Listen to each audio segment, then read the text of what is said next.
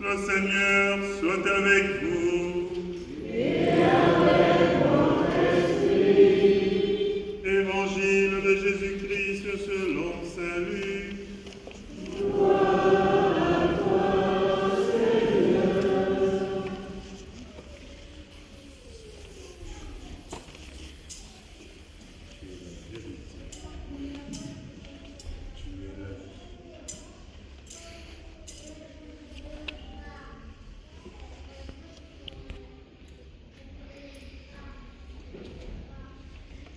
En ce temps-là, on venait de crucifier Jésus et le peuple restait là à observer. Les chefs tournaient Jésus en dérision en disant « Il en a sauvé d'autres. Il se sauve lui-même s'il est le Messie de Dieu, l'élu. » Les soldats aussi se moquaient de lui. S'approchant, il lui présentait de la boisson vinaigrée en disant « Si tu es le roi des Juifs, sauve-toi toi-même. » Il y avait aussi une inscription au-dessus de lui. « Celui-ci est le roi des Juifs. » L'un des malfaiteurs suspendu en croix les injuriait. « N'es-tu pas le Christ? Sauve-toi toi-même et nous aussi. » Mais l'autre lui fit de vifs reproches. « Tu ne crains donc pas Dieu. Tu es pourtant condamné toi aussi. Et puis, pour nous, c'est juste, après ce que nous avons fait, nous avons ce que nous méritons. Mais lui, il n'a rien fait de mal. » Et il disait, « Jésus, souviens-toi de moi quand tu viendras dans ton royaume. » Jésus lui déclara, « Amen, je te le dis, aujourd'hui avec moi, tu seras dans le paradis. » Acclamons la parole de Dieu.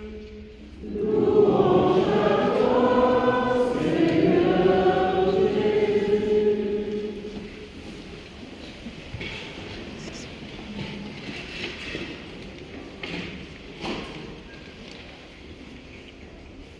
Bien-aimés de Dieu, je disais, aujourd'hui est une grande fête. L'Église célèbre le Christ, roi de l'univers. Et la fête du Christ, roi de l'univers, termine l'année liturgique B que nous avions célébrée pendant un an, pour passer à une autre année liturgique C avec le temps de l'Avent qui va commencer. Il y a une raison. Le Christ, roi de l'univers. Quand on parle de royaume, dans notre monde aujourd'hui, parler de royaume, c'est signe de festivité, c'est signe de grande fête, c'est signe de faste. Mais ici, dans la liturgie de la parole, on nous présente un roi, et c'est un roi qui est crucifié. On venait de crucifier Jésus et le peuple restait là à observer. Alors comment comprendre un roi qui est crucifié? Le premier trait caractéristique du royaume de Jésus, il est dans l'Évangile. Il est crucifié avec deux larrons à côté. Il y en a un qui reconnaît tout doucement que après ce qu'ils ont fait, il y a une raison pour qu'il soit crucifié, pendant qu'il y a un autre à côté qui ne reconnaît pas cela et qui se met à injurier Jésus. Alors comment s'établit ce royaume? Jésus, l'autre larron lui dit, mais il fait des vifs reproches, il dit à l'autre, c'est pas la peine d'agir ainsi. Nous savons ce que nous avons fait, et il y a des raisons d'être là. Et dit Jésus, souviens-toi de moi quand tu viendras dans ton royaume. Jésus, souviens-toi de moi quand tu viendras dans ton royaume. C'est un crucifié, mais qui reconnaît le royaume. Sur la tête de Jésus, il est écrit, celui-ci est le roi des Juifs. Souvenons-nous, c'est la discussion de Jésus avec Pilate. Es-tu le roi des Juifs? C'est toi qui l'as dit. Ah donc tu es roi? C'est toi qui l'as dit.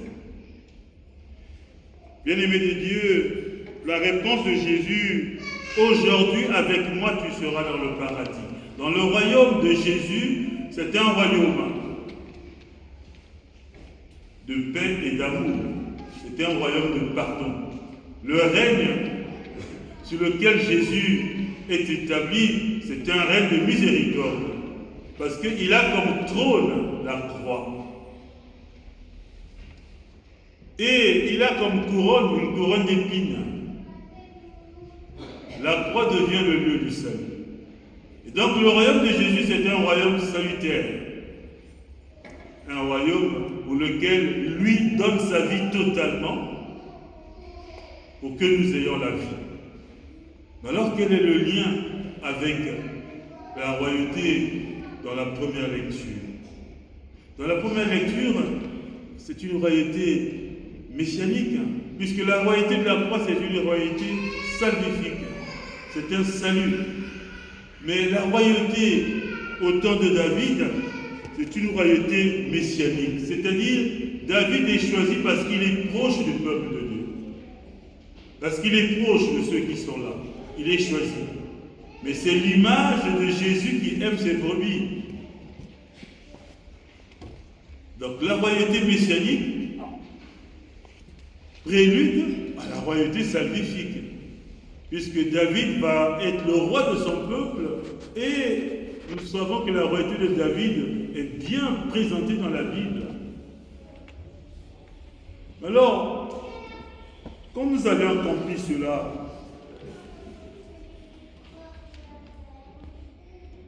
le psalmiste nous dit, dans la joie nous irons à la maison du Seigneur. Dans la joie, nous irons à la maison du Seigneur. La maison du Seigneur, ne la traduisons pas seulement comme étant des bâtiments. Bien sûr qu'ici, il fallait aller au temple, aller glorifier Dieu. Mais maintenant, prenons le temple, c'est notre vie, notre corps. Comment est-ce que nous glorifions Dieu dans l'agir quotidien? Est-ce que nous sommes conscients d'être le temple? Parce que dans la deuxième lecture, une autre forme de royauté est là. On va dire une royauté cosmique, mais une royauté dans laquelle Saint Paul nous présente le Christ pour qui tout a été fait. Tout est pour lui, tout est fait par lui, tout existe pour lui. Rendez grâce à Dieu le Père qui vous a rendu capable d'avoir par héritage des saints dans la lumière. Nous arrachons au pouvoir des ténèbres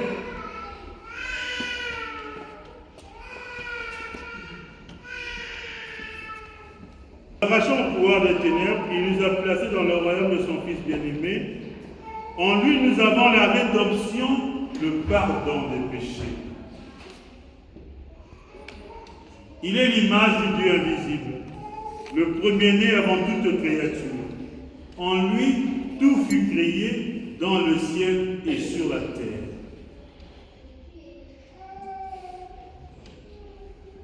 En lui, tout fut créé. La royauté du Christ, roi de l'univers, nous présente aussi dans un triple moment la royauté elle-même. Elle est salvifique, elle s'est révélée dans un messianisme pour lequel nous attendons le Christ et nous le reconnaissons. Le Christ devient avec Saint Paul le redit, le Christ est la tête d'un corps qu'on appelle l'Église, dont nous sommes les membres.